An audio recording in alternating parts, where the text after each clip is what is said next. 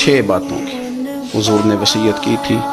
سب سے پہلے حضور نے فرمایا تھا ابو ذر مسکینوں سے محبت کرتے رہنا۔ دوسرا نبی پاک صلی اللہ علیہ وسلم نے فرمایا تھا جب بھی دیکھنا نیچے والوں کو دیکھنا، اوپر والوں کو نہ دیکھنا، مالداروں جاگیرداروں پہ توجہ نہ کرنا، ذہن خراب ہوگا، نیچے دیکھنا، غریبوں کی طرف توجہ رکھنا۔ تیسرے نمبر پر نبی پاک صلی اللہ علیہ وسلم نے فرمایا تھا ہر حال میں حق بات کہنا اگرچہ وہ کڑوی ہو۔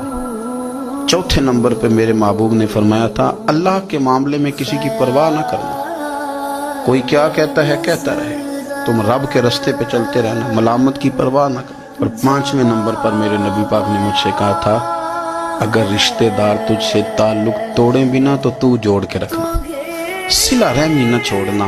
اور 6 نمبر پر حضور نے فرمایا تھا اللہ کے عرش کے خزانوں میں سے خزانہ ہے لا حول ولا قوت الا باللہ العلی العظیم۔ حضور نے فرمایا اسے پڑھتے رہنا